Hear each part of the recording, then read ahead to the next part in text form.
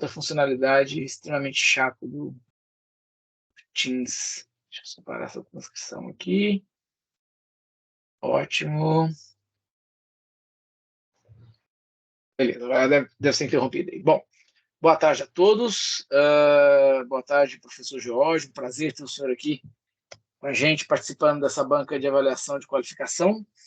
Professor Bruno também, muito obrigado. Tá? Vou fazer as honras da apresentação aqui. Nós vamos realizar aqui a banca de qualificação de mestrado do docente sob minha orientação, o Leandro Dias Carneiro. Né? O trabalho dele, né, é um trabalho de mestrado do programa de pós-graduação em informática, né, aqui da Universidade de Brasília. O título dele, né, o primeiro título, né, de qualificação, é um título provisório, mas é um título já definido, que é o estudo quantitativo da influência de degradações em modelos de aprendizado profundo utilizados no reconhecimento facial. Tá, ok? Bom, o rito aqui são 3 etapas, tá, Leandro? Primeira etapa, você apresenta seu trabalho, em torno de 20 a 25 minutos aí para a apresentação. Depois a gente passa para a arguição da banca. Na verdade, a banca, nesse processo, ela realiza um processo de arguição sobre o tema, mais direcionando, que é de qualificação ainda. E depois a banca se reúne em separado para poder deliberar. Ok? Então, a partir de agora aí, pode compartilhar sua tela. Assim que você estiver pronto, a gente começa até verificar o tempo aqui direitinho. Beleza, professor. Compartilha sua tela para a gente aí. Tá vendo aí, professor? Por enquanto, para mim, só chegou uma tela branca. Coloca no modo apresentação aí, que acho que agora a gente vai ver se como é que fica. Famoso F5. Conseguiu colocar aí? Coloquei. Como é que tá aí? É que você deve estar compartilhando a janela diferente. Então peraí. Troca de janela aí. Vai no compartilhamento do Teams e escolhe a janela da apresentação. Coloca no modo apresentação e escolhe a janela. O Teams, toda apresentação gera uma nova janela. Tenta de novo aí. Bota no modo apresentação e vê se agora vai. Coloca a primeira apresentação, aí depois você compartilha, porque senão ele não acha na lista. Apareceu ou não? Não. Ainda não? Primeiro, descompartilha. Aham. Descompartilha. Beleza. Coloca para apresentar. Dá um F5 aí. Beleza? Certo. Agora, bota compartilhar, que agora ela vai aparecer na sua lista aí. Tá. Beleza. Deixa eu tentar aqui.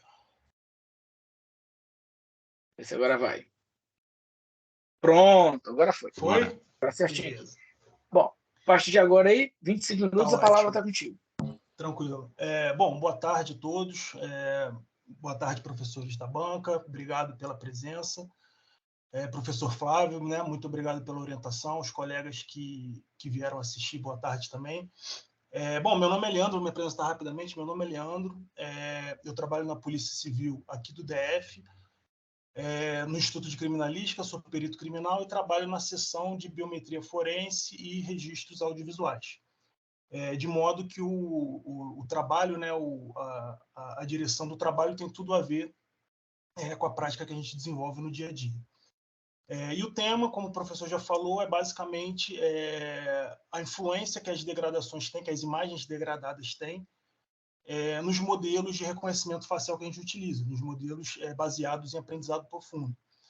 Então, a gente vai demonstrar mais ao longo do projeto, mas basicamente a gente quer estudar, quer saber qual é o impacto que essas imagens degradadas têm. A gente sabe, né, que elas influenciam, que existe um certo impacto, mas exatamente qual e qual a profundidade disso. Bom, vamos lá. Qual que é a motivação, né? Dado a importância, né, a relevância desse exame do reconhecimento facial, um erro no desenvolvimento ali do laudo, ele gera um prejuízo irreparável, né? Seja no caso do cidadão preso injustamente, seja no caso da sociedade numa eventual soltura de um criminoso. Então, além de ser um assunto que envolve uma certa polêmica, ele tem um certo peso quando chega no judiciário e o juiz se depara com um laudo ali dando uma certa semelhança ou o contrário, ou negando a semelhança, né?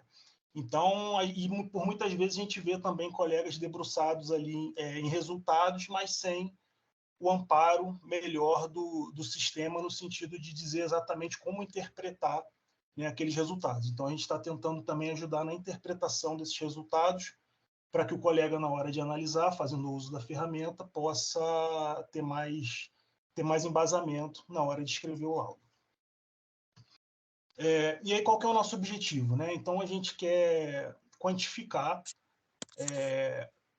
essas degradações, o resultado dessas degradações, poder comparar diversos modelos, consolidar isso tudo numa base, para que, posteriormente, a gente possa estimar, a gente possa detectar a degradação numa imagem nova, e, com base nesse banco de dados consolidados que a gente criou, a gente poder estimar qual é o impacto dessa degradação em novas imagens. Então, a ideia é fazer uma base estatística, com os datasets públicos que a gente tem, e aí, a partir de um novo par de imagens, a gente poder estimar a gente poder identificar quais as degradações presentes naquele par e estimar qual o impacto que aquilo ali vai ter no sistema de reconhecimento facial.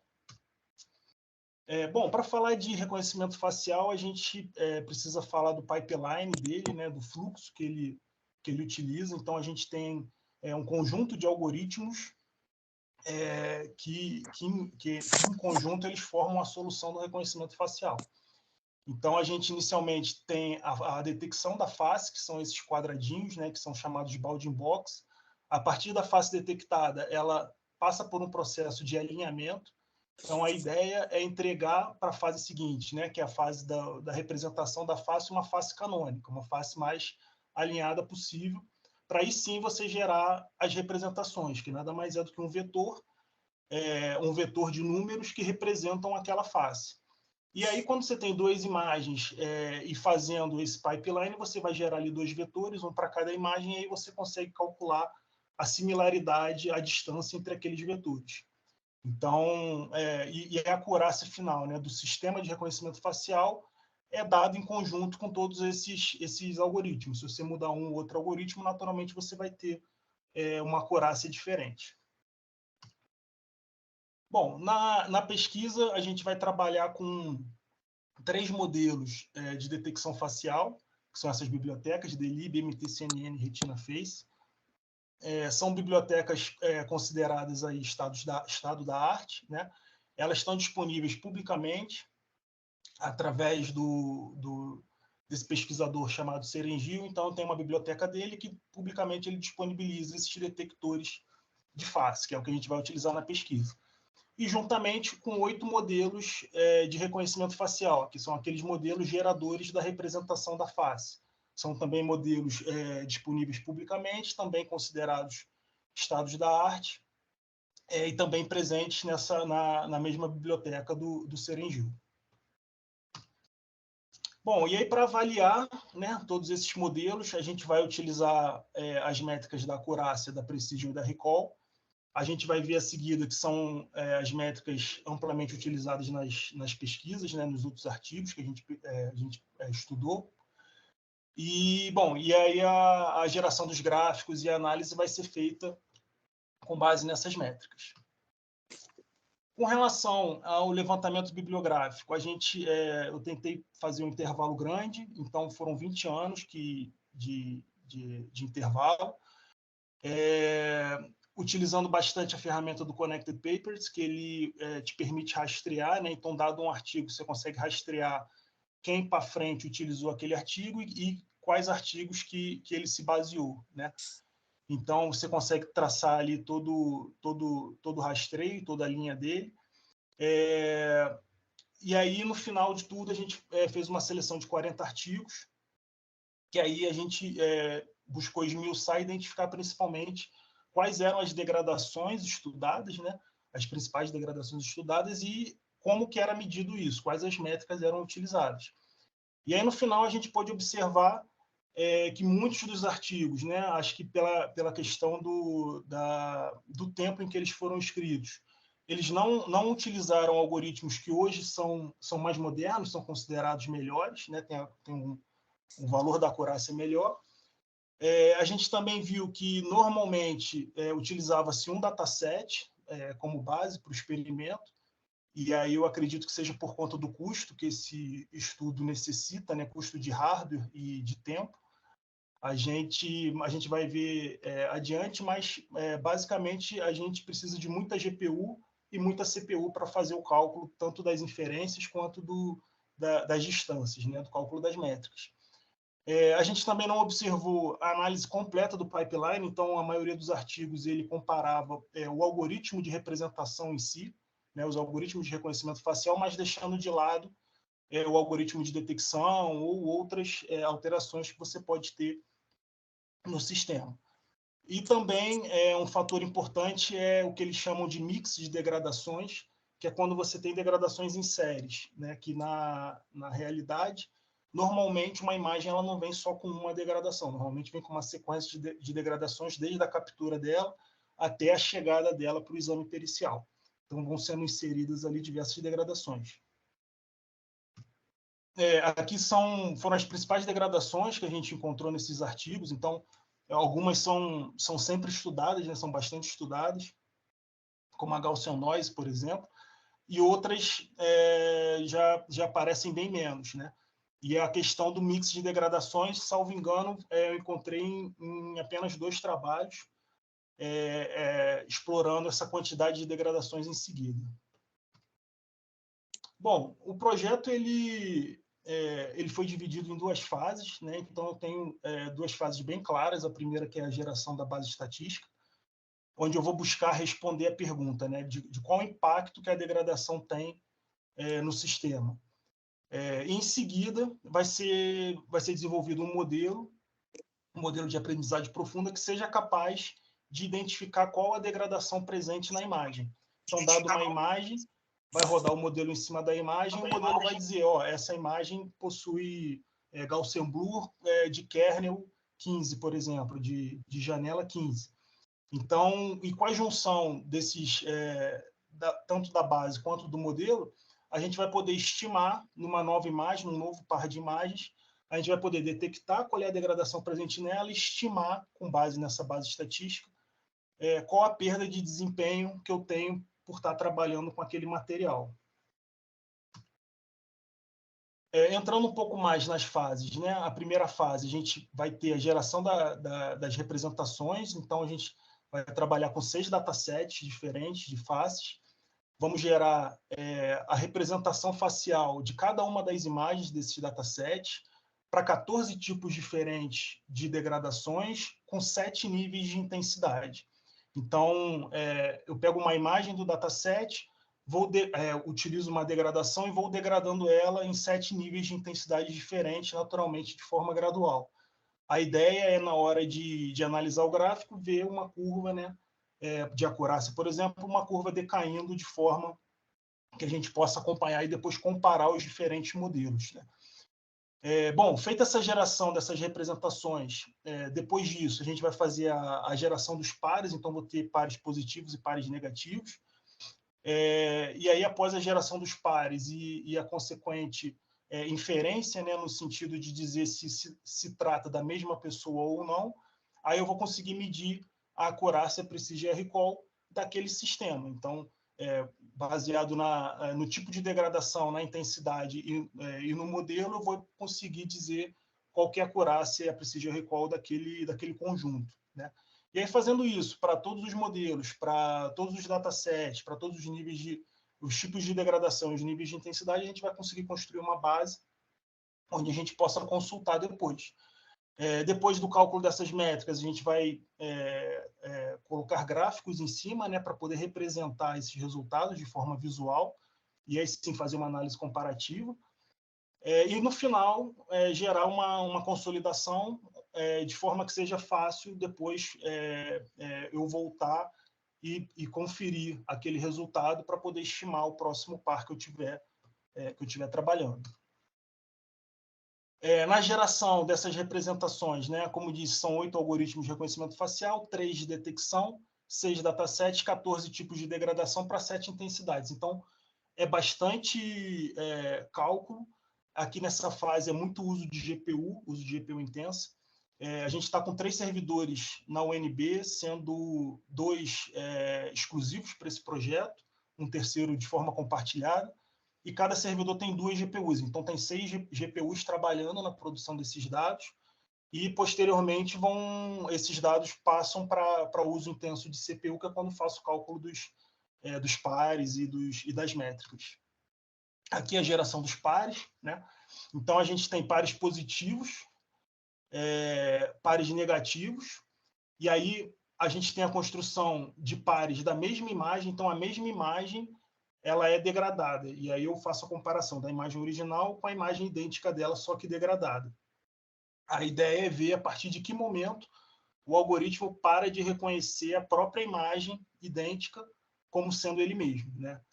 E também a gente tem a geração de pares degradados, onde ambas as imagens são degradadas, e aí no dia a dia a gente muitas vezes percebe que borrão com borrão gera uma certa similaridade, né, para o modelo. Então a gente quer também pegar esses casos onde 2 imagens extremamente degradadas elas possam ter uma certa similaridade, quantificar isso, né? Bom, então aqui são 2 exemplos das degradações, uma Gaussian Blur e uma Motion Blur. A degradação 0, né, que seria 0, a imagem original, sem ter degradação, e aí eu vou gradualmente intensificando essa degradação até que no final chega uma imagem praticamente irreconhecível. A ideia é forçar ali o modelo realmente a chegar no limite dele. Bom, e aí, feita a geração dos pares, a gente faz o cálculo das métricas. Aqui, em cada etapa dessa, eu gero um arquivo CSV, porque como são muitos dados e o volume de informação é muito grande, a cada etapa eu faço a gravação de um arquivo CSV e na etapa seguinte eu leio esse arquivo CSV para continuar. Então, se tiver algum problema na geração ou se tiver que reprocessar alguma coisa, a gente tem esses intervalos nos arquivos, né, para não precisar reprocessar, tá? Dado o custo do projeto. Bom, aqui são exemplos curtos. Eu peguei uma base que é a LFW e tirei uma fração dela. Essa base é composta de mais ou menos 13.000 imagens. Eu selecionei 1.000 imagens aleatoriamente só para fazer um esboço, né? E aí a ideia é mais ou menos essa, é você conseguir analisar a acurácia, por exemplo, do sistema do VGG-Face, do modelo VGG-Face.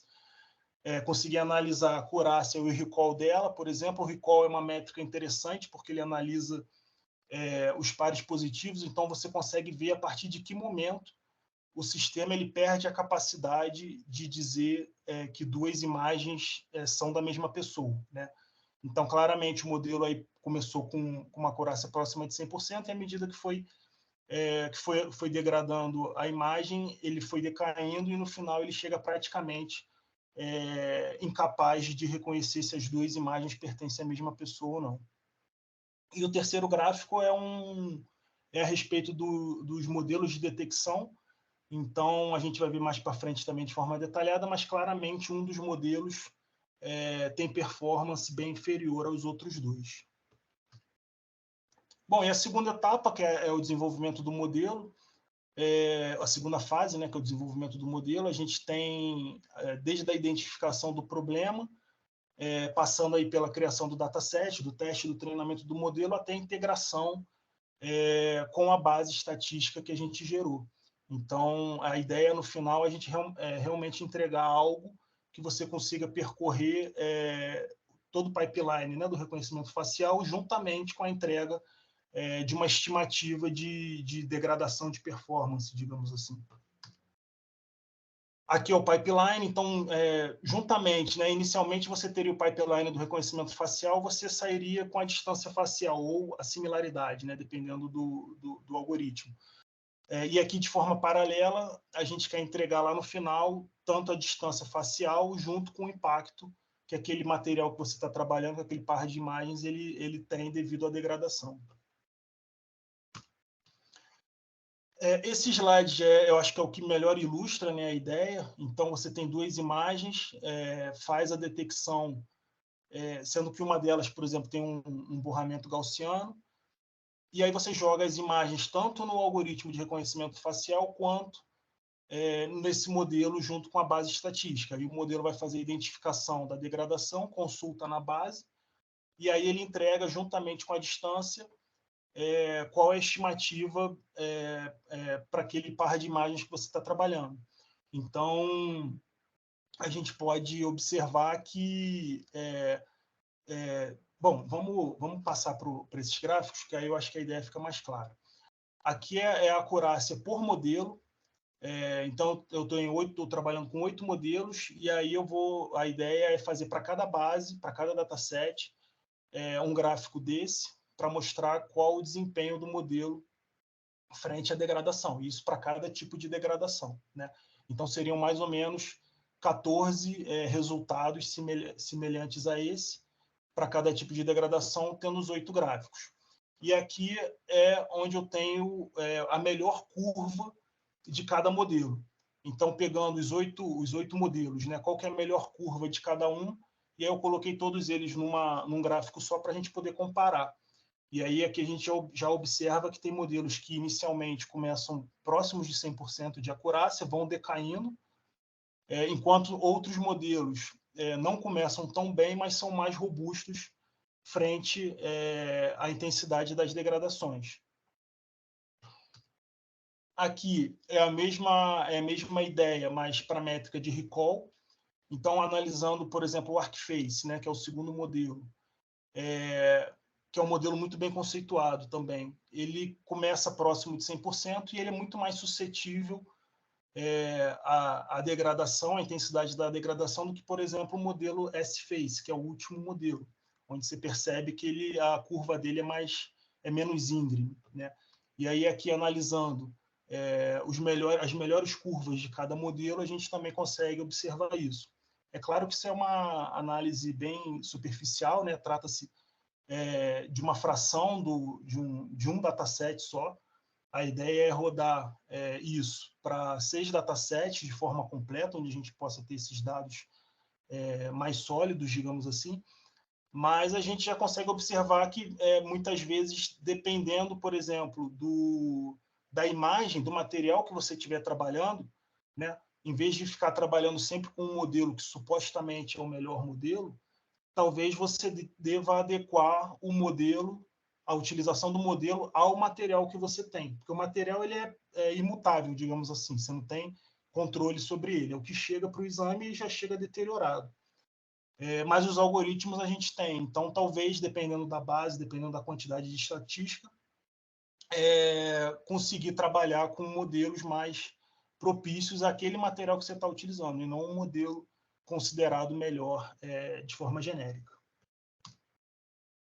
Aqui é o algoritmo de detecção mais detalhado, então essa é a tabela que gerou esse gráfico.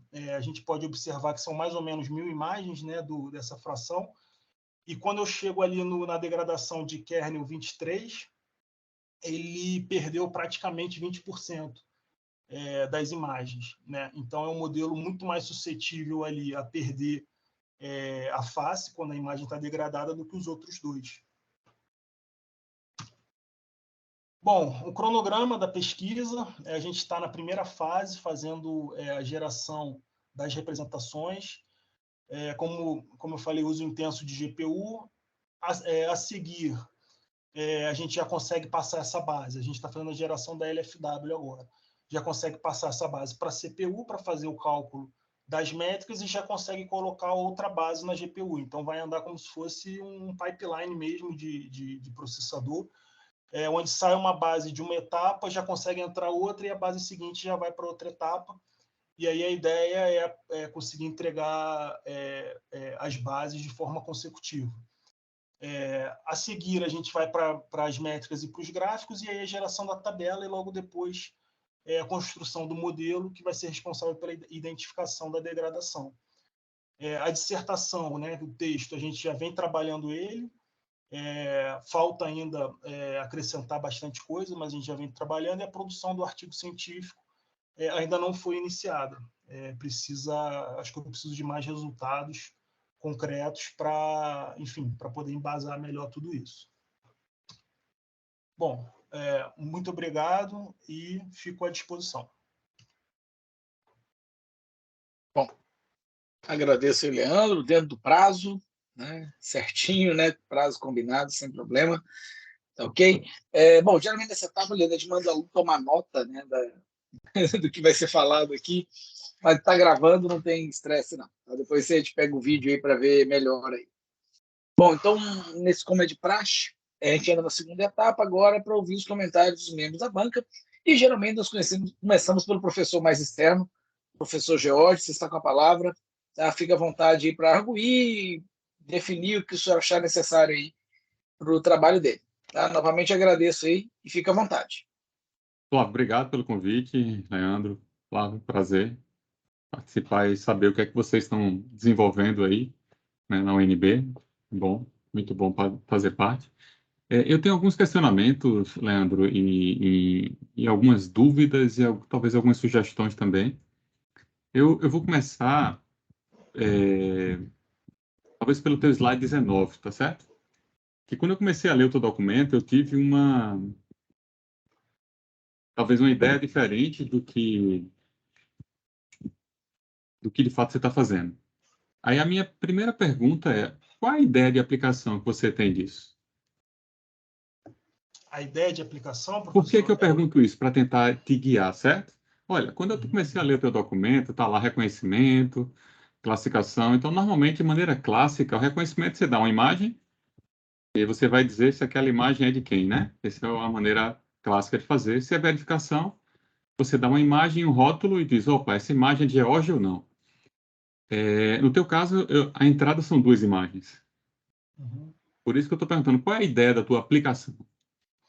Então, professor, muitas vezes acontece da gente receber uma imagem só, de uma captura de uma pessoa, e pedir para comparar, às vezes, com um nome, com um rótulo, como o senhor falou. E aí a gente busca nos bancos de dados públicos disponíveis que a gente tem a imagem daquele rótulo, né, uma imagem de documento oficial, e aí sim faz a comparação de duas imagens. Então, a gente estaria comparando uma imagem de um documento oficial com uma imagem capturada, sabe-se lá onde, em ambiente não controlado. Então, nesse contexto, nesse cenário, a gente teria uma imagem razoavelmente com uma qualidade aceitável e uma outra imagem que pode ser de uma CFTV capturada à noite, pode ter sido passado por um processo de compressão, enfim, de diversas outras formas. Alguns exames chegam também com duas imagens capturadas em ambiente não controlado, onde chega sem rótulo, só do tipo, essa pessoa que passou aqui nesse CFTV no local tal, é essa mesma pessoa que passou em outro local, em outro CFTV? Então, são duas imagens capturadas em via pública, por exemplo, onde a ideia é dizer se se trata da mesma pessoa ou não e qual o grau de semelhança entre aquelas duas imagens. Entendeu? Ah, entendi.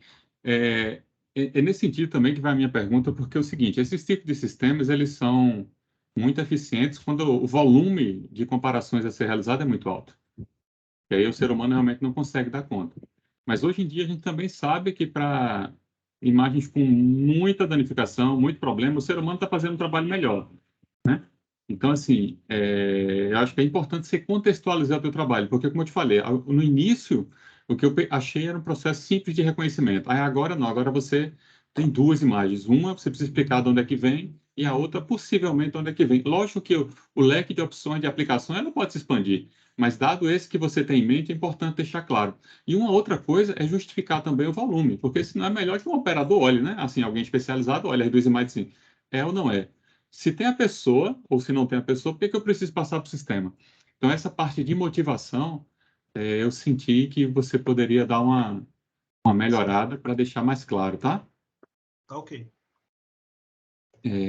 Tá, esse é um ponto.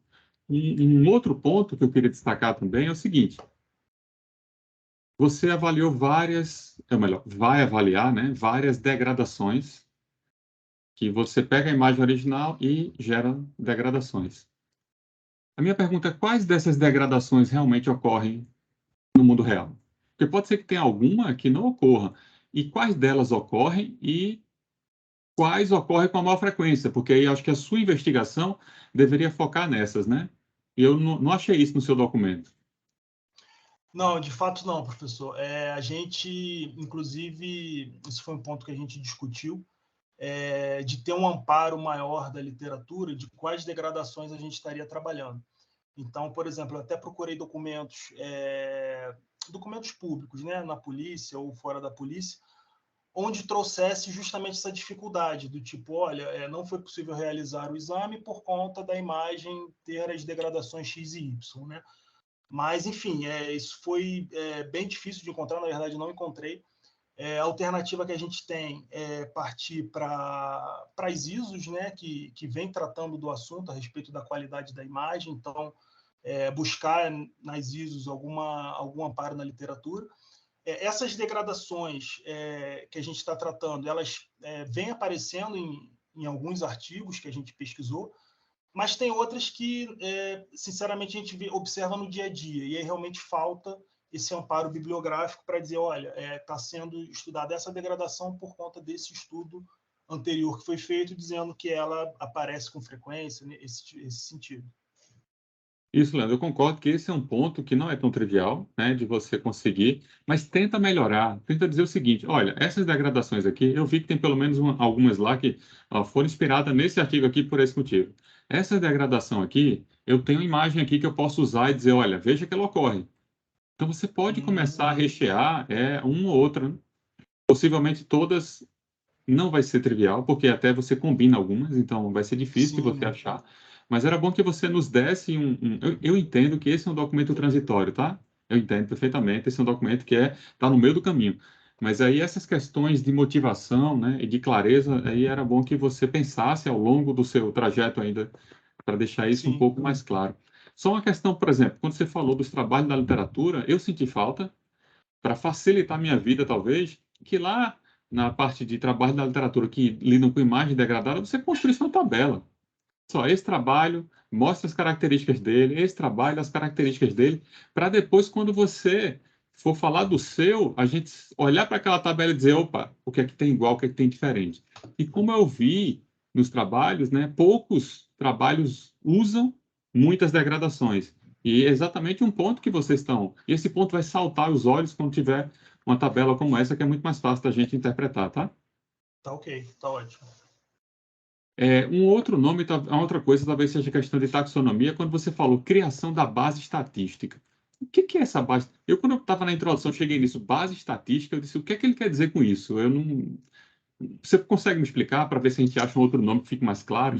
Sim, então, são os resultados dessas degradações e do teste, né, de você usar as imagens degradadas nos sistemas. Então, qual que é o processo? Degrada a imagem, joga ela no sistema de reconhecimento facial, e aí, à medida que vai degradando, naturalmente a curva vai decaindo, isso tudo vai sendo coletado.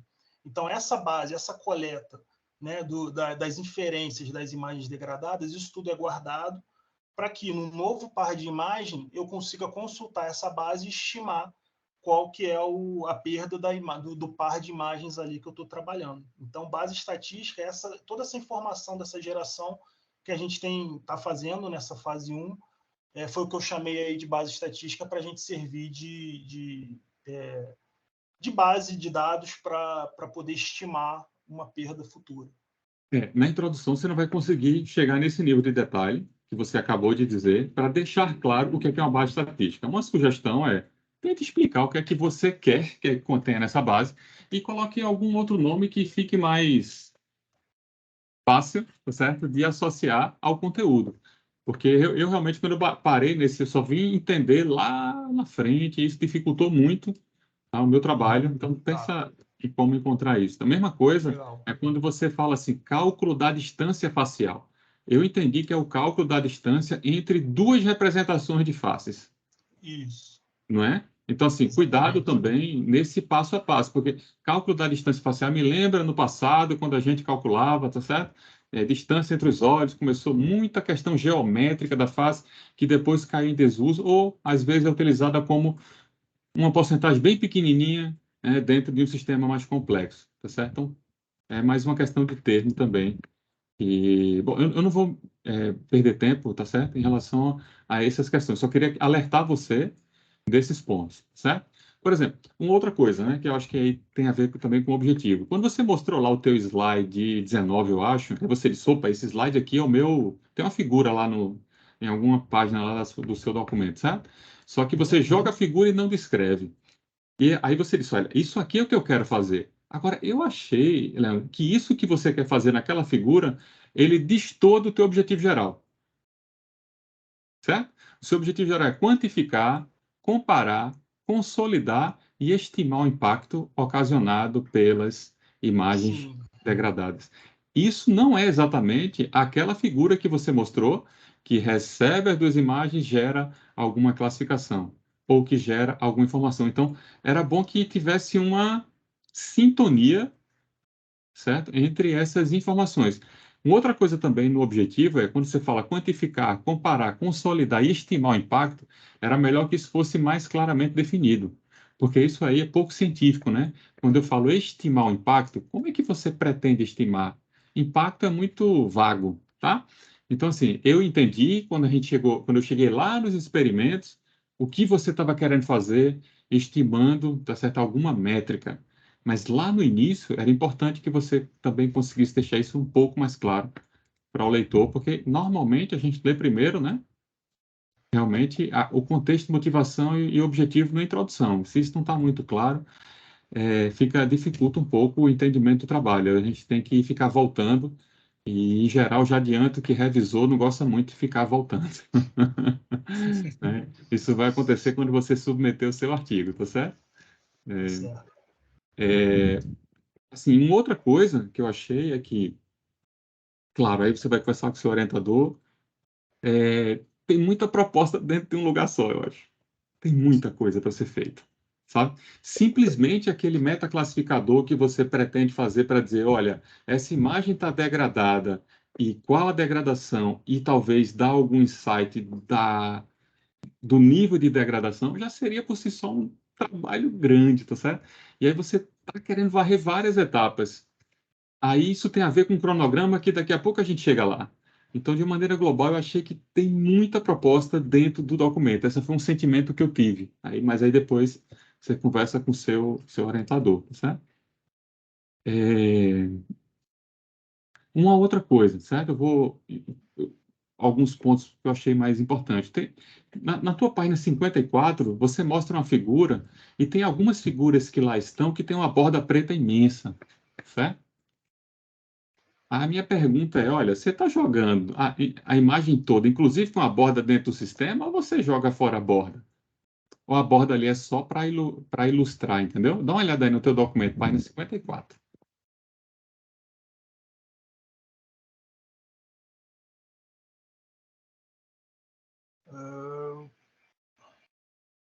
Assim, então, professor, porque aqui a degradação é justamente a redução da imagem, né? Essa borda que eu coloquei é para conseguir imprimir na mesma escala, digamos assim, do que as outras imagens, né? Mas no sistema, naturalmente, quando ele detectar a face pequenininha, ele vai jogar a face pequenininha lá pro... Eu achava que era isso, só estou confirmando, tá? Porque como a imagem não tem nenhuma descrição de opa, será que...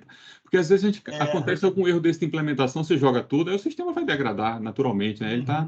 A informação está muito diferente. Porque na hora de utilizar o PyPlot, como tinham tamanhos diferentes, eu coloquei uma máscara por trás para conseguir colocar tudo no mesmo tamanho e imprimir o gráfico. Tá, uma outra coisa, tá certo? Acho que, assim, para dar um fechamento inicial nessa primeira rodada aqui, é o seguinte, eu entendo que esses experimentos que você fez são experimentos transitórios, certo? Você vai jogar tudo fora e refazer tudo. É isso ou não? Esses dessa base fracionada, professor, dessas... Sim, está regerando tudo e vamos refazer tudo, exatamente. Tá.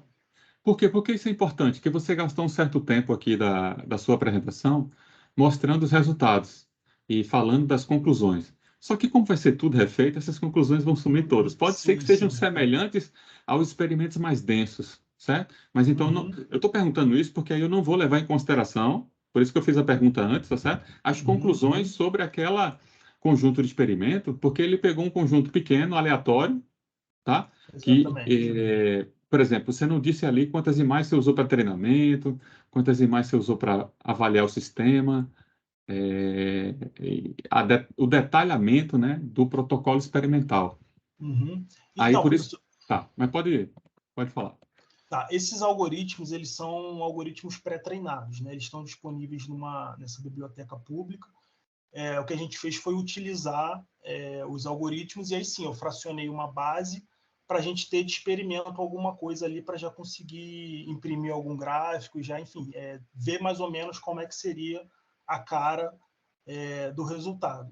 Mas, sim, é uma fração bem pequena, não é nem 10% de uma das bases, a gente vai rodar na completude 6 bases, então foi realmente jogado tudo fora e a gente está regerando tudo novamente nas bases completas. Isso que é importante analisar, né? O que está acontecendo, o que a gente está tirando de conclusão daqueles experimentos, que esse resultado que você mostrou, eu não vou descer no detalhe, tá? Pelo motivo que eu acabei de explicar. E aí, quando eu falo, às vezes, assim, né? Quando eu falei para você que talvez tenha muito trabalho, né? Por exemplo, tem uma coisa, vou citar só um exemplo. Nesse momento, você não usou detecção de face, não é isso? Qual momento, professor? Foi Esses utilizado. Foi utilizado os 3 detectores, aqueles 3 detectores de face. Então, nos gráficos, é possível observar que tem 3 linhas para cada modelo.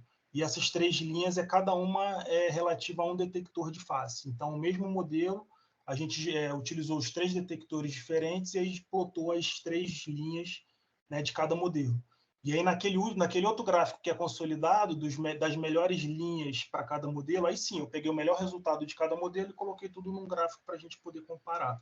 Mas ali onde tem 3 linhas para cada modelo, cada linha representa um algoritmo de detecção diferente. Dessas 1.054 imagens, então, quanto cada detector errou? Isso vai ser... Deixa eu pegar a apresentação. Posso compartilhar minha tela de novo, professor? Por favor.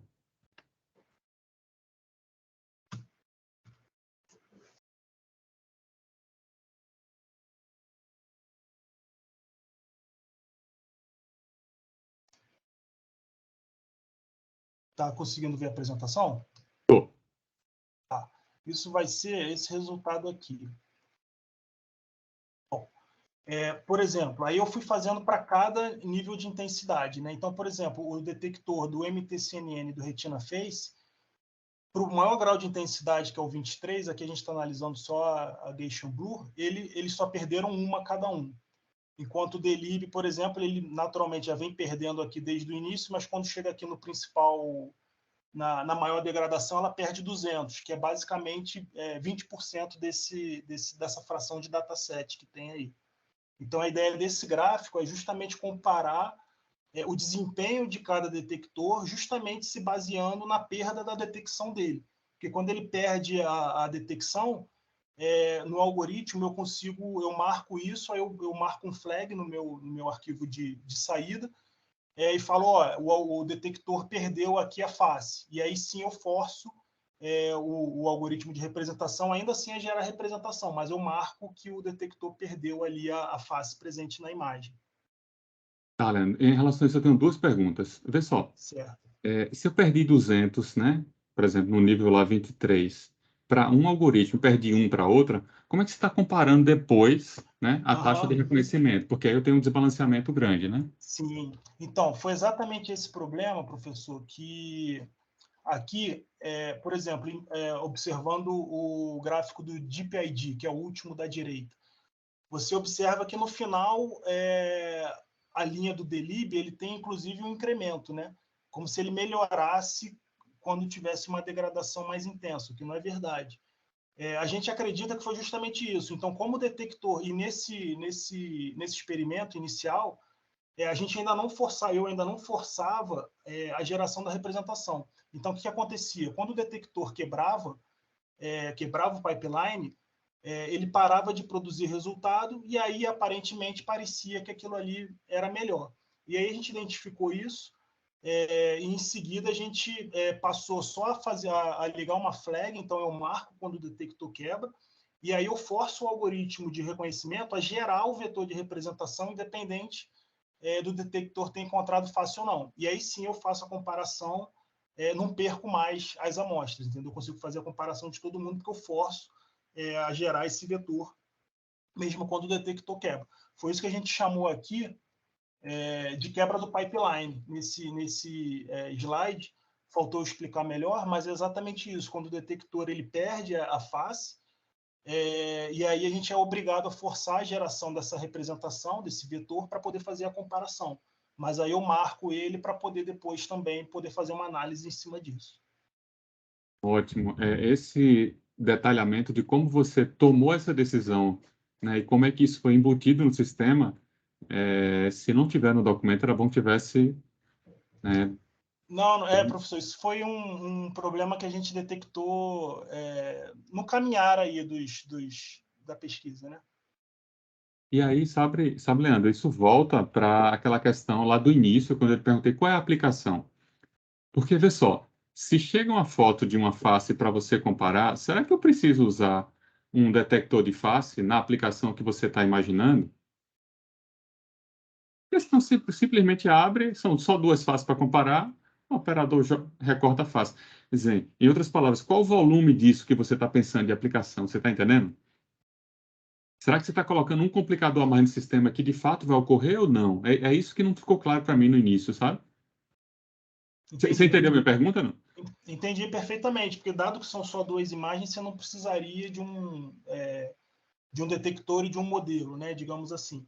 A ideia é que sirva também como uma ferramenta auxiliar, né, professor, ao perito. Então, óbvio que ele vai fazer a análise dele manual, digamos assim, mas se ele pudesse valer de uma ferramenta que possa ajudar de alguma forma a ele ter a tomada de decisão, a gente acredita que seja algo que possa contribuir, ou ao menos ajudar a interpretar os resultados que tem por aí. Então, imagina que existe uma solução paga, por exemplo, em que dá só uma classificação descritiva, por exemplo, uma escala de 0 a 5 de quão semelhante é.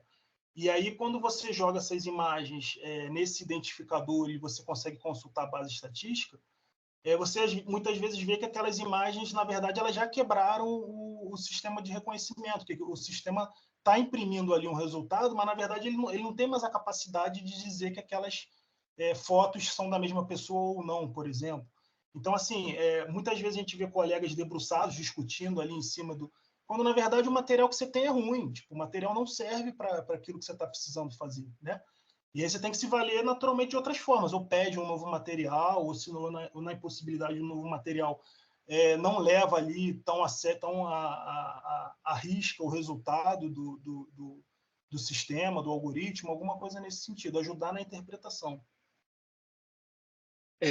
Bom, o orientador ele não se mete, tá, George? Eu só estou aqui observando que ele é um pré-treinamento, mas tem um ponto importante que o Leandro não tocou nele, talvez até por questão mais política, do que motivou todo esse trabalho dele, que a demanda é que no setor, vamos assim dizer, não vou falar o dele, mas lá na polícia, aqui na Polícia Civil, teve dois casos emblemáticos, que é até a primeira transparência que ele coloca. Se o Leandro puder rapidinho compartilhar a primeira transparência. Sim. Daí que surgiu a nossa motivação, parte dela, tá? Outra parte, isso aqui vai ser usado em outros trabalhos. O fruto disso, por exemplo, o outro aluno, o Rafael, que está até aqui presente aqui, tem esse trabalho se encaixa nele, tá? Mas isso é um outro papo para depois, para não entrar lá. Mas o que motivou a gente, só esperar o Leandro compartilhar, é essa duas imagens aí, que é a imagem pública. A gente não pegou nada oficial que ocorreram especificamente aqui na Polícia Civil do Distrito Federal, tá? São duas pessoas bem díspares. E o que aconteceu? A polícia, isso aí é da reportagem, então o Leandro não tem acesso a isso, nós não recebemos informação, mas isso foi um motivador. Eles receberam essas duas amostras nas duas reportagens, é público, tá? Não é nada da polícia, isso aí que saiu nos jornais aqui, onde eu tenho dois candidatos e a polícia aqui já tem um sistema automatizado. Só que o sistema automatizado que eles têm aqui é aquele de ranking, que ele gera uma lista de ranking. Por exemplo, olha, essa pessoa ela está entre os 5, entre os 10, e isso gerou um problema, que foi uma situação do caso desse primeiro rapaz da imagem superior. Se eu não me engano, ele não apareceu no primeiro.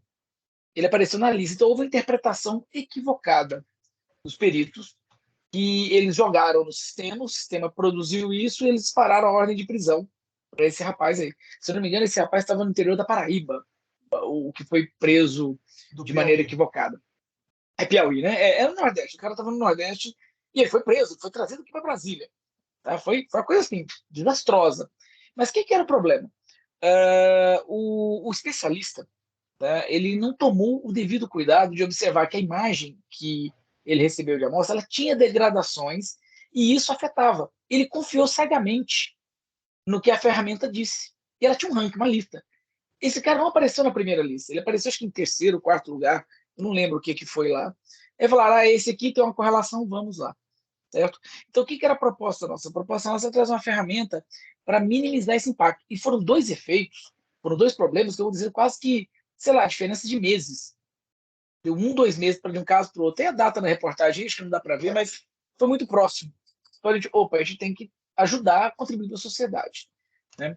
Então, esse foi o nosso motivador. Ele tem isso constantemente. O perito é uma coisa, mas geralmente o cara que no dia a dia ele se empolga com o que a máquina reproduz e acredita cegamente, não tem o crítico, né? Mesmo sendo uma imagem 1 para 1. Era uma imagem, tipo assim, se ele olhasse, colocasse do lado do outro, faria.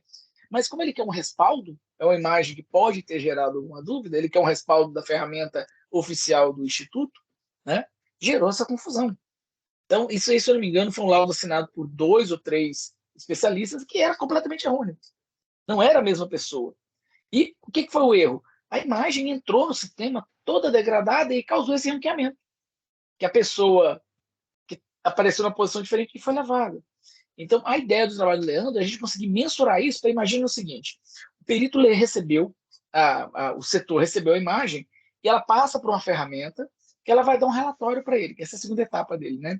Olha, essa imagem aqui tem X, Y, Z de tal degradação, ou tome cuidado ou compense isso, ou pondere isso. Para o perito já falar, opa, ele já alertou, eu não posso sair fazendo no que a máquina vai fazer, certo? E evitar aquele acreditar cegamente. Então, esse é o mote nosso principal. E naquela questão de literatura, a gente tem duas dificuldades. Uma que a literatura é interna dos setores, o Leandro não podia trazê-la para cá, né, que são manuais deles lá.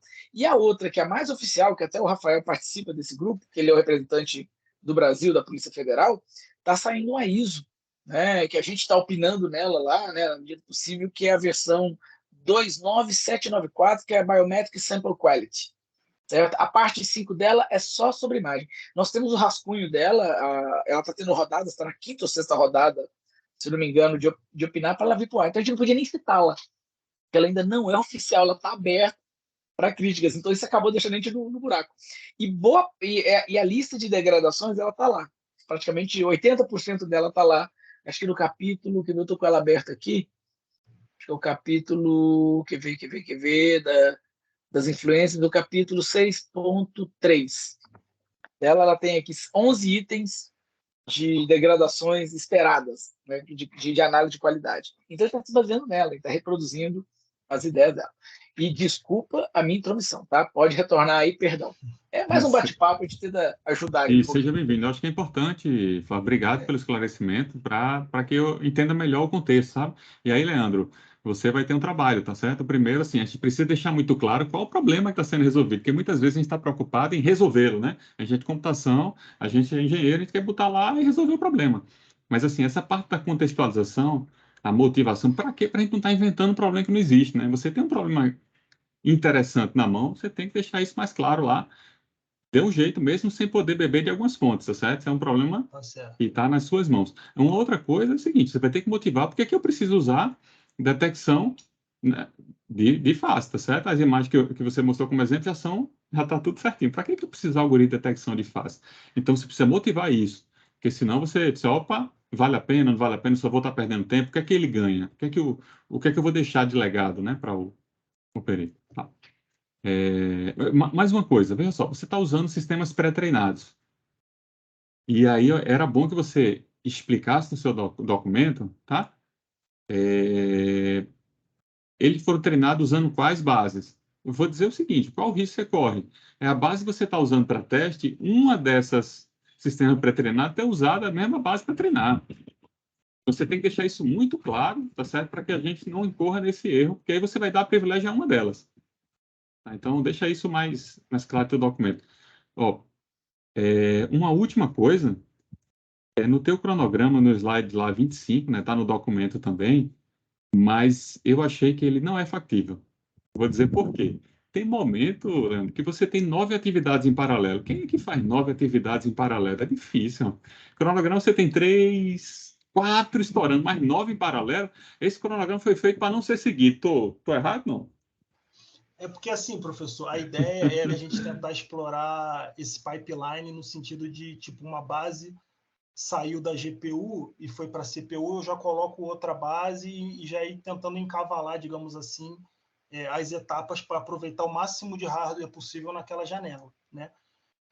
Eu acho que então a ideia é realmente tentar fazer isso em paralelo e tentar também, enquanto as bases estão gerando, tem momentos que você fica monitorando, mas tem momentos que eu já consigo ao menos identificar o problema e tentar trabalhar no sentido dos modelos, entendeu? Então, constantemente eu fico verificando as bases, se elas estão gerando, se o servidor não caiu, não faltou luz, alguma coisa nesse sentido, mas eu tenho intervalos onde eu consigo fazer uma pesquisa mais adiante, tentar antecipar de alguma forma o problema, né, que eu vou ter logo adiante.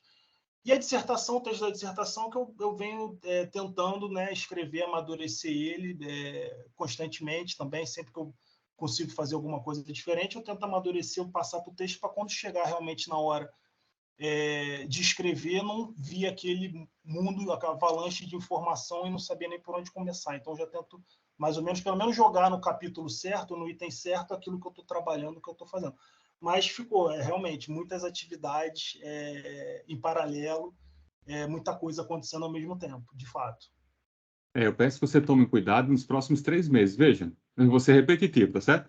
Primeira atividade, geração da representação, geração das métricas, geração dos gráficos, geração dos resultados consolidados, identificação do problema, escolha da biblioteca e estrutura, criação da base de dados, desenvolvimento do modelo, treinamento do modelo e dissertação. Tudo isso numa coluna do seu cronograma. Não é factível. Vamos assim, para mim não é, tá certo? Então deixa eu me corrigir. Para mim seria muita coisa. Então eu peço que você tome um cuidado para que a gente faça cronograma, para que a gente siga o cronograma, tá certo? Cronograma não adianta você mostrar aqui, né? Se não vai seguir, não vai ajudar muito, tá? Então, ou então, se eu uma dica que eu posso dar tenta pegar e quebrar. Você tem 3 meses, aí você vai dizer o que você vai fazer em cada mês. E tem algumas coisas ali que pode ter até um correquisito ou um pré-requisito que você não consiga fazer em paralelo. Mas assim, é só uma dica porque você tem ainda um tempo, né? Você tem mais um ano aí do teu trabalho, né? Assim, até o final do ano, na realidade, não há um ano aí, até o final do ano. Então é mais para que você tome cuidado com o cronograma, porque o tempo passa muito rápido, certo? Uma outra coisa, assim, eu achei, eu gostei bastante do trabalho de vocês, da ideia de vocês, né? Isso aqui essas foram as minhas críticas para tentar melhorar aí o trabalho de vocês, mas o desafio que eu acho que vocês se desbravaram, né? Assim, a fazer, eu achei muito interessante. Eu acho que vocês podem tirar algumas conclusões. Realmente tem algum assim, impacto, né? De fato, não só no mundo acadêmico, mas também na sociedade. E, assim, só tentem tomar um pouco de cuidado com o escopo. Para quem está olhando de fora, eu achei que tá grande, tá certo? Obrigado e parabéns pelo trabalho. Eu volto a palavra ao professor Flávio. Professor Jorge, fantástico, agradeço demais. Tá? Não tenho palavras aqui para expressar. Vamos assim dizer, vamos fazer um cronograma, só uma beiradinha. Tem informação errada aí nesse cronograma, porque ele já avançou, ele não está tão atrasado assim, não. O Leandro ele já está rodando toda essa parte toda, já está acabando e já começou com os modelos já. É porque a gente deu uma atrasada, essa qualificação estava prevista mais para dezembro, a gente deu uma atrasada aí, porque o Leandro foi pai nesse meio de caminho, então teve que dar uma atrasadinha aí. Tá? Então por isso deu essa impressão que tá bom, não é muita coisa, não, ele já tinha feito. O Leandro, ele trabalha em tempo parcial, ele é perito, ele está em tempo parcial lá, né? Nem oficial, né? A polícia nem liberou ele oficialmente, porque ele vive requisitado, mas é um cara como todos os meus alunos, ele é um dos fantásticos também, né? Todos aqui trabalham, acho que a semana tem acho que 200 horas, as semanas deles aí. Né? Quem Isso está quando não tem trabalhando muito incêndio não na é a página. GPU, não, é ele, né? Que É tem ele, menino, é tem ele. trabalha fazendo mestrado, que não é o GPU, não.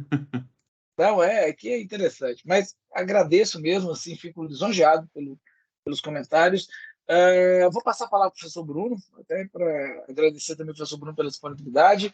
Bruno, você tá conseguindo aí o áudio aí, tá beleza?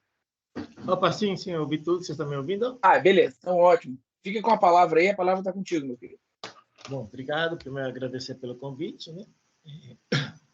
Já participei de várias bancas do professor Flávio, sempre os trabalhos são muito interessantes. E, normalmente, em banca, eu aprendo muita coisa e eu gosto muito, né, de participar, né? Então, primeiro, dar os parabéns pelo trabalho. Eu acho que está bem desenvolvido. E a ideia da qualificação do mestrado, né, é a gente, né, como o professor Jorge falou, né, contribuir e tentar, né, avaliar se, né, você tem tempo hábil para fazer a sua proposta e se é uma proposta que está dentro do que o programa espera como mestrado acadêmico, né? Então, nesse sentido, eu acho que sim, a proposta está dentro, sim, assim, totalmente, né? Então, e o trabalho já, né, apresenta resultados preliminares que nem são obrigatórios de ter no mestrado, certo? Na qualificação. Tudo bem? Então, por isso, eu acho que vocês estão de parabéns. Realmente demonstra que tem muito trabalho que vocês já fizeram. Eu tenho algumas anotações. Assim, talvez até seja um pouco repetitivo, mas né, acho que é importante passar, porque o texto não deixa muito claro várias coisas, né? E acho que a sua apresentação também, né, não me tirou certas dúvidas, correto? Tá? Então, primeiro, só sobre coisas de formato. Suas fórmulas são imagens? No texto, elas parecem ser imagens. São imagens, professor. Dá para ver, assim, tipo, que a fonte muda um pouco, tá? Tenta não fazer isso. Tá? Ainda mais numa monografia que tem a ver com computação computacional e processamento de imagens, certo? Tá? Sendo um pouco repetido também, base estatística não faz muito sentido para mim, e mesmo com a sua explicação, continua não fazendo muito sentido para mim esse nome, certo? Tá? É porque, né, estatística é uma área de pesquisa definida pela matemática, então, assim, a princípio, qualquer base de dados tem estatísticas a ser obtidas, né? Certo? Então, acho que se você simplesmente colocar a construção da nossa banca de dados é suficiente, né? Tá? Certo. Que mais? Por exemplo, coisas de formato na tabela... sim. Coisas de explicação de texto. São coisas rápidas que eu vou passar aqui. Na tabela 4.1, quando você dá a sua lista de gradações, nem precisa ir para aquela página, é muito rápido. Você coloca, né, qual o parâmetro que varia e o valor que varia cada parâmetro para essas degradações, né, na literatura, correto? Tá? Só que, para quem não sabe o que é esse parâmetro, não faz sentido nenhum. Né? Então, por exemplo, o brilho. Variou beta. O beta é um nome de uma letra grega. Não faz sentido nenhum se você não coloca equação, se você não explica. Né? Tá? Então, como o Jorge falou, né, esse documento não vai ficar, né, só para qualificar, né, mas você não pode cometer esses erros na dissertação, certo? O que realmente ficou faltando é justamente quando você define alguma coisa, definir ela por meio de uma equação matemática ou definir ela por meio de um algoritmo, ou seja, definir corretamente, né? Você menciona, né, e muitas coisas você nem define, na verdade, né, e assume que o leitor sabe. Né? Como a gente é da área, a gente sabe, mas né, você não pode fazer isso. Tá? Bom, isso mais coisa do texto. E aí agora, passando a minhas dúvidas com relação ao método. Certo? Eu concordo totalmente que também não ficou tão claro qual que é o seu cenário de aplicação. O professor Flávio já falou, né, agora daquele caso da polícia. É bastante específico, mas assim, é totalmente válido, certo? Tá? Mas ficou um pouco estranho, porque você sempre foca no falso negativo, né? Certo? De não reconhecer que é a pessoa, correto? Não é pior o falso positivo? Também. É por isso que a gente também traz a Precision, professor. A gente trabalha com a acurácia, com a recall e com a Precision, na ideia de tentar pegar esses casos. Tá, mas porque mas na apresentação, desculpa, na apresentação Sim. realmente eu não trouxe o gráfico da Precision, né? Eu trouxe só da acurácia e da recall. Mas a gente está coletando essas 3 métricas, que aí a ideia é justamente apresentar as 3, e aí o usuário, né, na hora que for utilizar, o especialista, ele vai avaliar o caso dele e junto com as 3 métricas, e conseguir ajudar na interpretação do resultado, né, da distância.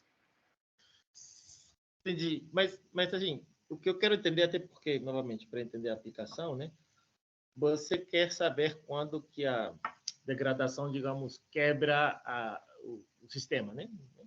Certo? A que nível da degradação ela, né, gera um resultado falso? Na verdade, quanto de influência ela tem ali, né? Às vezes ela não quebra, gera, sei lá, 20% de impacto, por exemplo. Não necessariamente quebrou o sistema, mas é bom quem está utilizando saber que naquele contexto ali o teu sistema tem 20% de impacto por conta do material. Sim, mas é porque eu falo assim, seria interessante, novamente, né, para mim, saber qual que é o impacto que gera 20% de falso negativo separado do falso positivo. Entendeu? Mais do que necessariamente a acurácia. Né? Porque Sim. seriam 2 aplicações diferentes. Sim, perfeito. Né? Sim.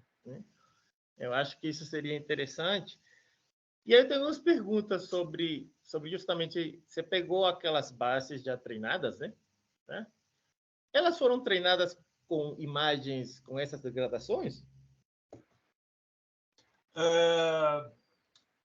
Olha, não sei te dizer, eu acredito que a S-Face, que é um modelo que ele usa como treinamento imagens sintáticas, por isso que o nome dele é S-Face, e essas imagens são geradas a partir de uma GAN.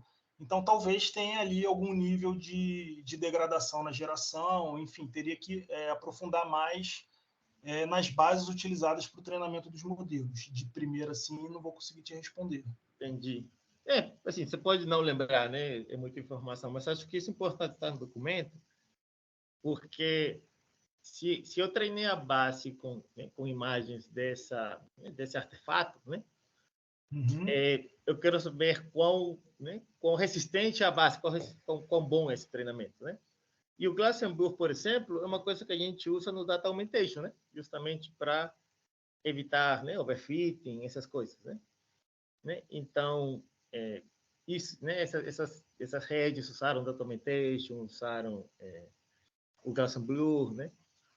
Uhum. Isso é importante, né? Tipo, agora, não sei se você vai conseguir retreinar essas redes, né? Porque normalmente tem uma quantidade de imagens muito grande para isso e tempo.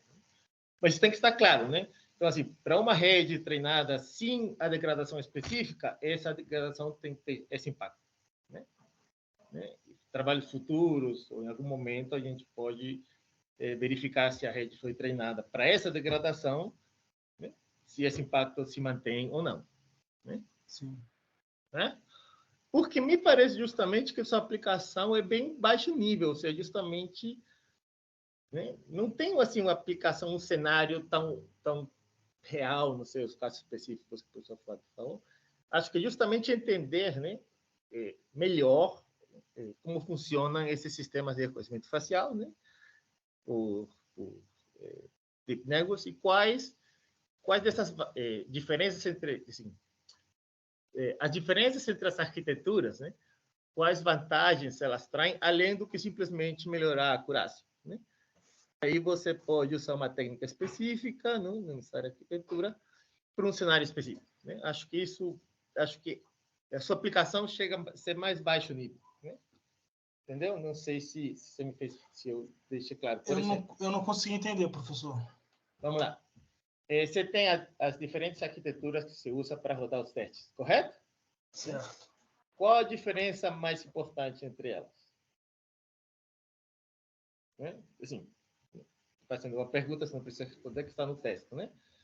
Uma usa aquele negócio piramidal de imagens, elas usam diferentes features iniciais para tentar reconhecer a face, né? Correto? Né? Qual dessas redes é mais robusta para um determinado artefato? Né? Entendeu? Então, por exemplo, me parece que a rede que usa imagens piramidais deveria ser mais resistente à interpolação e, né, decimação de imagens. Tá? Né? Então, acho que né, seu trabalho está mais nesse sentido, né, de criar ferramentas, criar conhecimento, entender mais as redes, não simplesmente usar elas como mais caixa preta, né? Melhorou a acurácia e pronto, né? Que isso é a tendência que, lamentavelmente, a gente faz muito hoje em dia com essas redes profundas, né? Entendeu? E aí você se livra de dar um exemplo, né, de cenário, né, digamos, de aplicação, né? Eu acho que é mais nesse sentido. Posso estar errado. Não sei se o Flávio concorda, né? É quase isso, Brunão. Só entrando, desculpa aí na interferência, tá? Como a gente é vizinho de sala, a gente só conhece só há 20 anos, só, então a gente já discute muito essas coisas. No caso, a gente tem aquela questão, tipo assim, os trabalhos que o pessoal vai desenvolvendo envolve muito forense, que é esse aí, ele gera realmente esse problema de escopo bem de aplicação, bem é um problema específico de um setor, de um ponto. E o que a gente está tentando, no caso, pegar para poder sair desse escopo, até mesmo jogar para abrir espaço de publicação. Não, continua. É tentar levar isso para um valor, para quantificar problemas que as pessoas achavam que dava. Então, por exemplo, poder pegar a interferência de backbone, a gente pode ver a questão do backbone, do modelo, né? Por exemplo, ele tem modelo lá que ele está usando, que é o ArcFace. O ArcFace ele é quase imbatível hoje em dia. Ele é um dos modelos que mais aguenta porrada, certo? Assim, em termos de qualquer tipo de problema, né? Então, a gente está tentando trazer e mensurar isso. A gente quer tentar chegar na medida. Fala, olha, quando você tiver um ArcFace com as várias bases, nós temos várias bases que eles estão testando, né? Com esse perfil, com essa condição, ele é sensível nesse parâmetro para mais ou para menos. Sabe, tipo, tem o lookup table que o cara pode consultar então, e ver. Justamente esse sentido que estou falando, e justamente a partir disso gerar o conhecimento do motivo de por que ele é mais robusto. Né? Se você lembrar... Eu acho que essa é a explicação, exatamente, sim. Você tem que procurar lembrar, na conversa que a gente teve antes da pandemia, cara, com o Queiroz, que o Queiroz era doido para fazer isso com compressão, lembra? Ele queria sentir o que a compressão faz desses modelos da época. Na época era basicamente usando a Imaginet e era CNNs, já era depois da Alex, né, da AlexNet, já era ResNet, já tinha essas coisas. O Queiroz sempre quis fazer isso, né, de descobrir, de mensurar. A gente sabe que a compressão alta, por exemplo, cria um estrago. Quanto? Essa é a grande pergunta. Qual o tamanho desse estrago? Tem uma medida, sabe? Que é para poder justamente compensar no quantificador, para melhorar. Né, quando isso, para usar melhorar, digamos, as ferramentas, né? Exatamente. Exatamente. É a aplicação. Então, a lookup, tem um manual, sabe o manual de consulta? Olha, quando eu for usar esse modelo e tiver esse problema, isso aqui... Isso foi o que eu tentei falar, você falou de uma forma bem mais didática. Não, porque isso aí, cara, quem me inspirou isso, eu não posso deixar de dar o mérito nessa conversa de começar a mensurar as coisas, foi o Queiroz. O professor Jorge, não sei se ele conheceu o professor Ricardo Queiroz, um colega nosso aqui de departamento, professor titular, ele é um grande entusiasta da área de codificação, e a gente sempre tem essas conversas, né? E nesse ponto veio dele, eu falei, poxa, a gente nunca mensurou nada.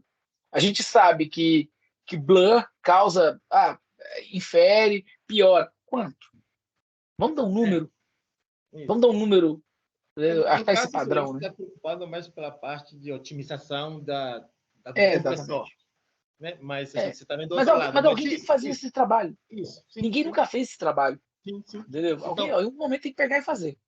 Então, justamente por isso que assim, o teste da impressão que você vai dar um cenário útil, real, né? E, na verdade, quando você para pensar, não é bem assim. Na verdade, é mais para, como você falou, criar conhecimento, entender, para poder saber, isso funciona em tal situação, isso funciona em tal outra, né? Então, acho que isso tinha que estar um pouco mais claro. Sim, Até porque sim. você mencionou a parte, por exemplo, de forense, tem esse caso que você né, detalhou, mas em forense faz muito mais sentido que a identificação seja mais útil que a verificação, né? Sim. Eu dar uma, né? Então, e não é isso que o Leandro está fazendo, né? Então, acho que Sim. isso acho que ficou confuso, né? Eu terminei de ler e falei, tá, mas no final, para que é útil? Aí eu Ninguém vai parei fazer para com pensar, isso. falei, na verdade, é super útil, né? Na verdade, é muito bom. Não, Só que, a né? gente, não, que a gente tem que sair daquele mundo do achismo. Que a gente aprende, a Isso, gente estuda a vida inteira, a gente sabe quanto. A gente tem que começar a transformar isso em determinístico. Sair do, eu acho que pior, mas quanto? sim, Entendeu? sim. É justamente o momento que a gente Esse é está, o né? objetivo dos trabalhos aí. Sim. Entendeu, Leandro? Acho que isso tem que estar bem claro Sim. no texto e na sua apresentação, porque senão meio que se perde, entendeu? Um pouco. Certo. Tá? E aí, por exemplo, alguns conselhos que eu te dou nesse sentido, né? Seria, novamente, verificar como foi treinada as redes. E eu não sei se você fez, assim, eu li o teste, se você fez, eu não vi, né? Mas você está usando a Triple Loss, né? Para poder passar né? Digamos, as duas imagens, né? Para a rede, né? Que é super comum nesse caso. Você já passou a mesma imagem, não é a mesma pessoa, a impressão que você passou a mesma pessoa com outra imagem da pessoa com a degradação. Você passou a mesma imagem, só uma da mesma pessoa, mas é a mesma imagem, a mesma foto, só que só com a degradação? Você chegou a fazer esse teste? Sim, uma das gerações de pares é exatamente essa. É a mesma imagem, idêntica, só que uma original e a outra degradada. Tá, mas assim, tem tipo só imagem desse tipo, entendeu? Passei um gráfico tipo que você fez só com esse teste. Entendeu? Acho que seria interessante. Sim, vai ter. Eu não trouxe agora nessa apresentação porque, bom, na época que eu gerei a fração da base, a gente ainda não tinha essa geração desse par. Mas para o trabalho final, tem uma geração que é exatamente isso. É a mesma imagem, Olha, só que é idêntica, só que a outra degradada. Exatamente isso. sim, sim. Isso vai dar muitas. Acho que isso seria muito informativo. Então, se vocês já pensaram nisso, excelente, na verdade. E aí a outra também, professor, só complementando, a outra geração de par são as duas degradadas, né? Que inicialmente eu tenho Eu não tinha pensado. uma sem degradação e só degradando a outra. Aí depois eu tenho a mesma imagem idêntica, só que degradada, e depois eu tenho as duas degradadas, tanto de pares positivos como de pares negativos. E aí a gente quer ver até que ponto aquele borrão com borrão ele dá um falso positivo ali. Bruno, ainda tem um pior ainda. Combinar as degradações, né? Exatamente, é a cascata. Tá Ah, cruzando, você imagina, né? Eu sim. cruzo e depois eu faço cascata. Em série. Para a gente Todas as poder combinações. Por modelar isso que no os final servidores isso, estão né? Tentar a assim. milhão. Então, Entendeu? assim, todo esse trabalho você não vai fazer só no mestrado. Não, Né? vai, já está bem adiantado, a gente Então, já está na outra etapa já. Cara, ele usou 4 V100S, cara, dedicada para ele. Cada uma 64 gigas. Ele tocou o terror lá, ninguém fazia mais nada no servidor, mas, cara, os dois servidores, os dois racks estavam lá saindo fumaça. Tava chegando a quase 90 graus. O ar-condicionado estava dando conta. E o ar-condicionado queimou, bicho, no meio do caminho. A gente teve que dar uma pausa de uma semana porque escapou o gás lá, não sei o que aconteceu. A sala, bicho, parecia padaria, gente. O laboratório sim. parecia padaria, tão quente que tava lá. Foi sinistro. Mas já tá de volta já. Já tem um mês que tá de volta. Não, então, se você conseguir, excelente, né? Mas acho que talvez sim, você vai conseguir tabelar, né? Talvez não modelar, né? Então, o que você está falando assim, tem trabalho para um doutorado nesse tempo, né? Tá? Então, Mas vai sair. O Leandro perito é acostumado a apagar esse tipo de incêndio, cara. O cara chega com uma bomba para entregar em 1 hora e eles se viram. Vamos trabalhar com perito, é isso. Ele teve um filho que é a melhor coisa que acontece na sua vida, mas assim, você não tem mais tempo para nada também. Então, Tá tranquilo. Tipo, como o Jorge falou, acho que restringir isso, seus objetivos mais claros, e fazer isso no cronograma, para o seu cronograma ser realmente útil, acho que seria muito importante, entendeu? Porque senão você pode se perder dentro de todas as coisas que você pode fazer e seu mestrado se prolongar mais que o necessário, né? Só um comentário. Eu acho que, assim, isso o Flávio sabe muito bem e tal, né? Só porque isso não está claro no documento. Outra coisa, assim, definir quais degradações você vai usar, né? Não acho que faz sentido você usar realmente todas essas degradações, né? E aí, nesse sentido, talvez vocês podem tentar restringir o cenário e responder um pouco a pergunta de quais degradações podem realmente acontecer, né?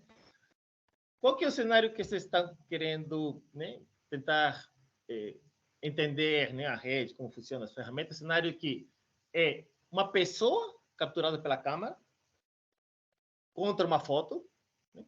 Entendeu? Tipo, estou comparando, porque ou duas pessoas capturadas pela câmera, porque se for duas pessoas que vão por uma câmera para, sei lá, ter acesso a algum lugar, alguma coisa assim, ou ter acesso ao notebook, são pouquíssimas degradações que podem acontecer, na verdade, né? Basicamente, o blur, compressão, né? E ruído, né? Agora, se você quer o cenário de pegar duas fotos e comparar duas fotos, né? Aí pode acontecer quase todas essas degradações que vocês colocaram na lista, né? Talvez menos o Salt and Pepper. Salt and Pepper eu não consigo pensar por que ele aconteceria. Não, mas ele pode, ele tem ruído. Tem ruído, tipo. Lembra o Salt and Pepper de captura de câmera? Tem muita câmera de padaria, cara. Webcam. Não, mas assim, são coisas bem antigas, né? E assim, capturas quando a câmera tem, né? Captura, sei lá, infravermelho, porque no RGB, Salt and Pepper raramente acontece, né? Normalmente sim. Às vezes acontece porque tem um cabo que não está bem conectado no sensor. Exato. Né? Mas tipo, o cenário que vocês querem, né, fazer todo esse estudo é duas pessoas se apresentam e vão ser eu pessoalmente reconhecido, ou vai ser duas fotos? Porque acho que com isso vocês conseguem restringir quais são as degradações mais importantes. Entendeu? Então, professor, a gente pensou nas degradações com base basicamente no que a gente enfrenta, né? Então a gente recebe muita imagem, por exemplo, de CFTV, imagem de baixíssima resolução. Então a gente tem a questão da luminosidade, foi por isso que a gente inseriu ali o darkening e o brightness, porque às vezes você tem o sol, a luz solar direto incidindo ali na metade da face de uma pessoa, por exemplo, ou na face inteira, e ao mesmo tempo capturas noturnas, onde a pessoa está longe do ponto de captura. Então a gente inseriu também o downsampled ali para tentar representar essa pessoa longe do ponto de captura, num cenário que pode estar à noite ou de dia, com iluminação não controlada. A compressão JPEG, que normalmente isso chega depois, às vezes até pelo WhatsApp, um vídeo chega pelo WhatsApp, onde já naturalmente já tiveram ali processos de compressão, às vezes mais de um até processo de compressão. Então, assim, a gente está tentando trazer um cenário mais ou menos mais aproximado geral, né? do que a gente encontra, onde a gente às vezes tem uma imagem que é de documento oficial, que é bacana, e a outra imagem que foi feita numa captura noturna, num cara que passou de bicicleta rápido, então tem um motion blur ali, enfim, realmente são contextos dos mais variados, assim, nesse sentido. Entendi. E a qualidade do equipamento normalmente é péssima, realmente a angulação dele é péssima, enfim. Entendi. É porque tem outra área de pesquisa que é justamente evitar que eu pegue uma foto de uma pessoa, coloque em frente da câmera e ele me dê acesso, sendo que a pessoa não está pessoalmente lá, né? Que é detectar que é foto de foto, né? Então, isso seria uma degradação, digamos, um teste importante se fosse um cenário de pessoa física. Mas, na verdade, vocês estão querendo fazer um cenário mais de imagens mesmo, né?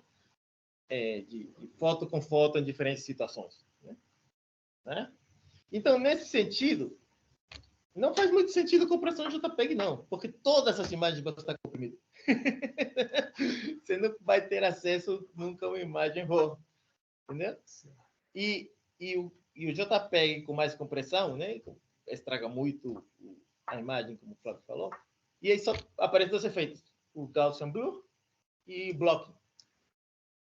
Entendeu? Então, talvez faz mais sentido você falar de Blocking do que compressão de JPEG, porque compressão de JPEG vai sempre existir. Não necessariamente de JPEG, mas compressão sempre vai existir. Né? Tá? Né? Então, assim, só tentando ajudar para reduzir um pouco o escopo, para que as coisas fiquem mais claras. Né? Fora isso, eu acho que não tenho mais, né? Novamente, tentei dar comentários que sejam construtivos, né? Não necessariamente críticas. A única crítica que eu tenho, realmente, assim, que o texto ficou muito informal. Né? Tá? Mas é normal. Tá? É super normal. Tá? Então, fora isso, o trabalho está muito bom. Tá? E eu dou parabéns e eu passo a palavra para o professor Flávio. Bom, agradeço ao professor Bruno pelas contribuições. Bom, como aqui na qualificação ainda não abre para o público, tá? Teria a terceira etapa, porque o público faz perguntas, agora não caberia aqui na qualificação, caberia na defesa final. Eu vou fazer só a transferência do professor Bruno, professor Jorge, não precisam se mexer nem apertar nada para uma sala reservada, para a gente conversar rapidamente e trazer o resultado. Vocês podem aguardar aí que continua gravando.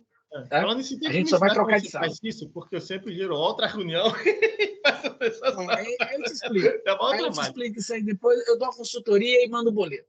Ó, já vou levar lá. Em 10 segundos vocês vão estar. Você vai aparecer um contador aí, em 10 segundos são transferidos.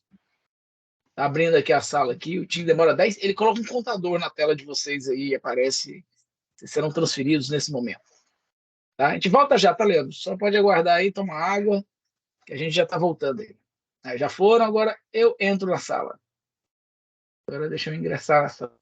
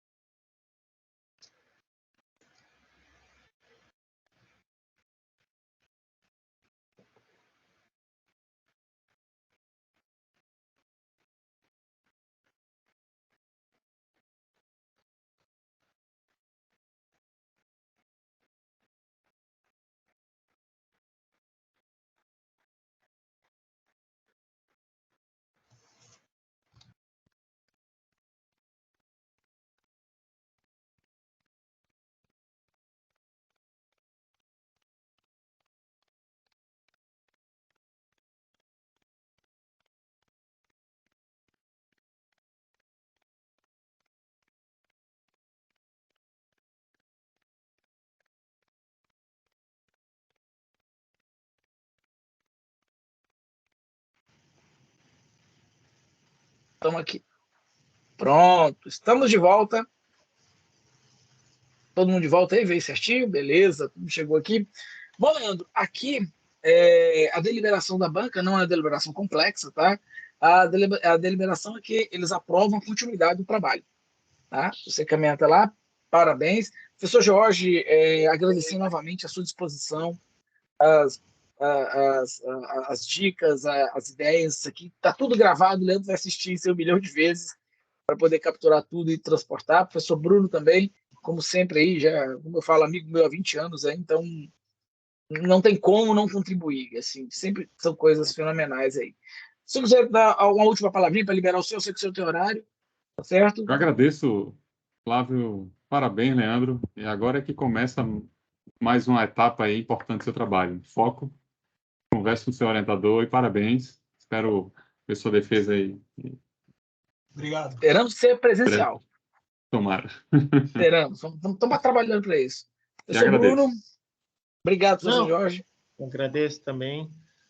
Só lembrando também, não esquece do artigo que a pós te obriga, né? Sim. Você já quase tem Revista. material para isso, tá? Então não É. deixa para o final, não. Né? Já se livra disso logo. Além que esse é o objetivo de fazer a pesquisa, né? Junho, ele já tem um deadline para junho aí, quem já está planejando. Ele só pediu para poder terminar a qualificação, para o professor, deixa eu fazer a qualificação para a gente ir para esse artigo aí, que é junho o deadline. A comissão não está liberando, né? Então só para ele não se atrasar.